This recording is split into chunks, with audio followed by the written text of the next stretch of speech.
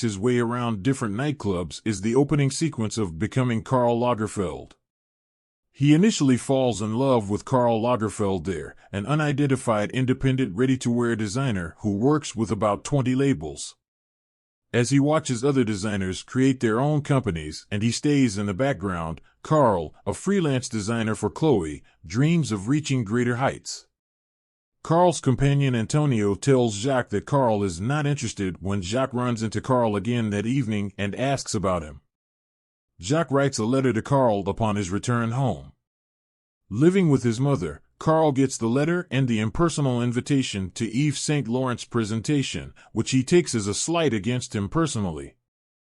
Aguien, the creator of Chloe, a French fashion brand, fears Karl would leave her and prepares to employ a younger, less expensive designer during one of his pitch sessions. The next thing Jacques knows, Karl is waiting for him in a gay bar. Karl continues to include Jacques in his group of muses even if Jacques' attempts at seduction are unsuccessful, and he claims that he merely came out of curiosity. By claiming that switching designers may hurt the brand, Karl persuades Chloe to name him artistic director the following day. Karl tells people he no longer wants to see other people live the life they desire when they ask what made him change his mind. Once dressed for Karl's trip to St. Laurent's show, Karl brings Jacques to his house. Jacques is called a predator, and you don't have a whip, Karl's mother says in a funny German statement. Anne-Marie Munoz, St. Laurent's right hand, is presented to Jacques by Karl at the show. He says he and Munoz were old friends when they first started together.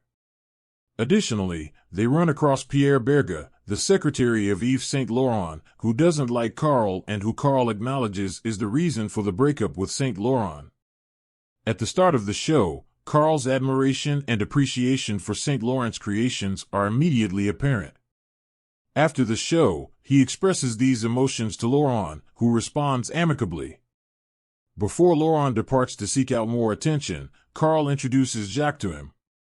Karl gets to work after getting back from the performance. Karl is prepared for his own show after 2 arduous months of preparation. Jacques invites his club mates home during a mini-crisis involving missing models. As Jacques watches Francine Crescent, the editor-in-chief of French Vogue and dubbed the French fashion priestess, Karl gives him an idea of how well the presentation is doing. Karl delivers a clear directive at the start of his unorthodox fashion show: "We're not modeling for haute couture, huh? Nobody should be erect as if they've swallowed a broom, in my opinion. Being free is the key. See, this is modernism on the runway. All right, you can enjoy yourself. Do as you please.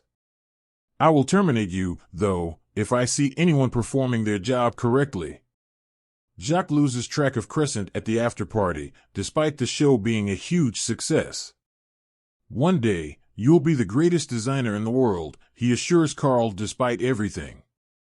Becoming Karl Lagerfeld opens with a boom, presenting the high-end haute couture exhibits, opulent parties, and the fashionable fashion scene of the 1970s. The road that Lagerfeld took to become one of the most renowned designers of the 20th century is chronicled in this episode, which begins right after he began working as a freelance designer. "Fashion has nothing to do with women," among other famous quotes from Lagerfeld, are interwoven throughout the program. The number of LGBT people working in the industry would be far lower if it had. Aiming to portray Lagerfeld as authentically as a biographical drama can, this blending of real quotes with the fictional narrative gives the show depth.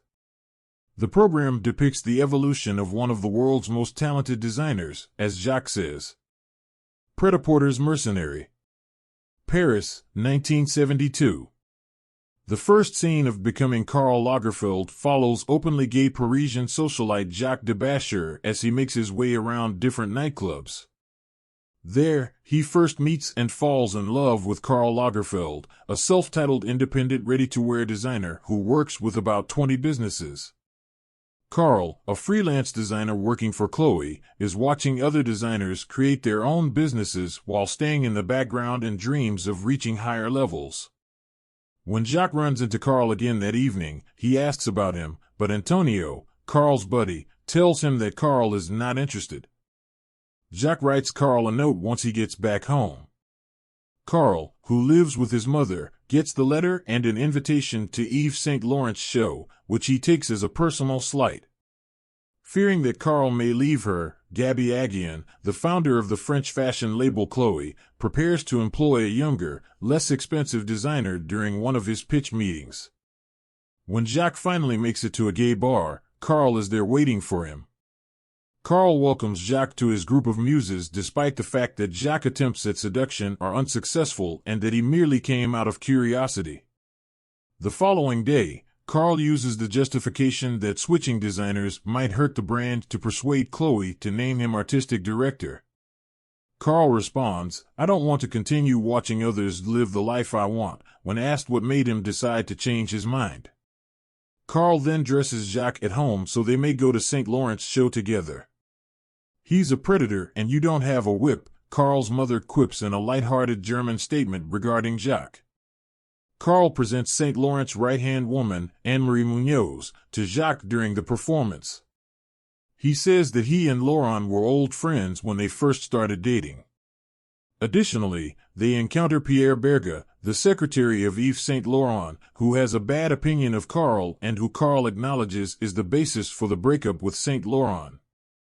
Carl's admiration and regard for Saint Laurent's work are immediately apparent when the presentation starts.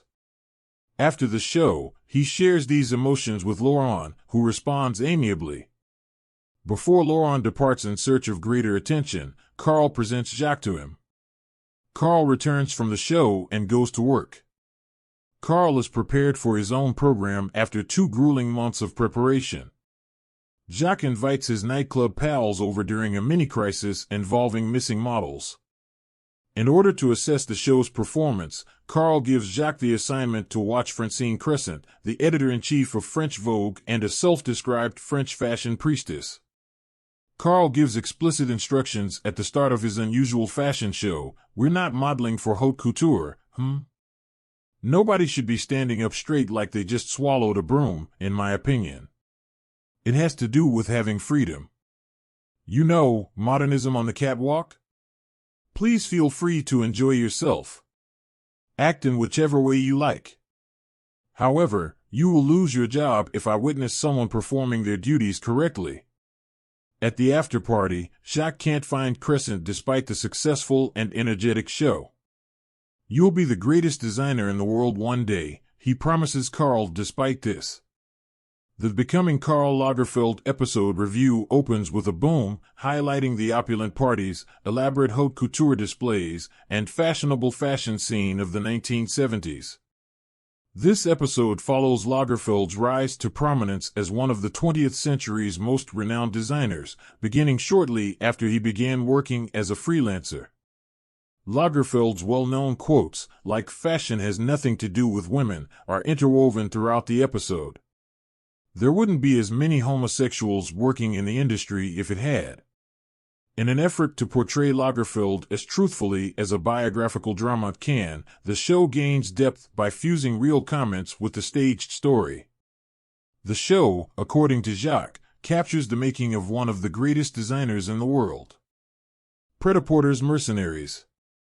1972, in Paris. Becoming Karl Lagerfeld opens with Jacques de Bascher, an out gay man and Parisian socialite, being followed around nightclubs. He falls in love with Karl Lagerfeld, an unidentified freelance ready-to-wear designer who works with about 20 labels, when he first sees him there. Karl is a freelance designer working for Chloe in the interim. He sees other designers succeeding and wants to rise higher while staying in the background. That evening, Jacques runs into Karl once more and asks about him. However, Antonio, Karl's buddy, tells Jacques that Karl is not interested. Jacques writes a letter to Karl after he gets home. When Karl, who lives with his mother, receives the letter and the impersonal invitation to Yves Saint Laurent's exhibition, he takes it personally. The creator of the French fashion brand Chloe, Gabby Aguian, fears Karl would leave her and wants to employ a younger, less expensive designer during one of his pitch sessions. When Jacques gets to the gay nightclub, Karl is already waiting for him. Despite the fact that Jacques' attempts at seduction are unsuccessful, Carl claims he only came because he was curious. He nevertheless includes Jacques in his group of muses. Carl uses the argument that switching designers could hurt the brand the following day to persuade Chloe to name him artistic director. Carl says, "I don't want to continue watching others live the life I want," when asked what made him decide to change his mind. Carl then brings Jacques to his house so that Jacques can get dressed to go to Carl's Saint Laurent show. "He's a predator and you don't have a whip," Carl's mother quips in a light-hearted German statement about Jacques. Saint Laurent's right hand, Anne-Marie Munoz, is presented to Jacques by Carl at the show. He says that he, Laurent, and Munoz were old friends when they first started dating. Carl acknowledges that he is the reason for Berga and Saint Laurent's split, and they also meet Pierre Berga, Yves Saint Laurent's secretary, who despises Carl. Carl's respect and passion for Saint Laurent's work are immediately apparent when the show starts. When he shares these emotions with Laurent following the performance, Laurent responds amicably. Before Laurent departs in search of greater attention, Carl presents Jacques to Laurent. Carl goes to work after getting back from the show. Carl is prepared for his own show after a demanding 2 months. Jacques invites his nightclub pals over during a small-scale model disappearance problem. In order to determine the show's success, Carl gives Jacques the assignment to monitor Francine Crescent, the editor-in-chief of French Vogue and a self-described French fashion priestess. "We're not modeling for haute couture, Carl declares at the start of his non-traditional fashion show. "I do not want someone to appear as though they have ingested a broom. The idea is to be free. You know, modernism on the runway? Is it okay for you to enjoy yourself? Act in whichever way you like. However, you will be let go if I witness someone performing their job correctly." Despite the popularity and energy of the event, at the after-party Jacques can't find Crescent. "You'll be the greatest designer in the world one day," he promises Carl, nonetheless. The Becoming Karl Lagerfeld episode review kicks off with a bang, highlighting the 70s chic fashion scene, opulent haute couture exhibits, and luxurious parties. This episode traces Lagerfeld's rise to prominence as one of the most celebrated designers of the 20th century, beginning with the time shortly after he began working as a freelance designer. Lagerfeld's famous quotes, "Such fashion has nothing to do with women," are interwoven throughout the episode. Gays would not be as prevalent in the industry if it had. In an effort to portray Lagerfeld as accurately as a biographical drama can, the show gains depth by fusing real comments with the fictional story. The program depicts the process of creating one of the world's finest designers, as Jacques says.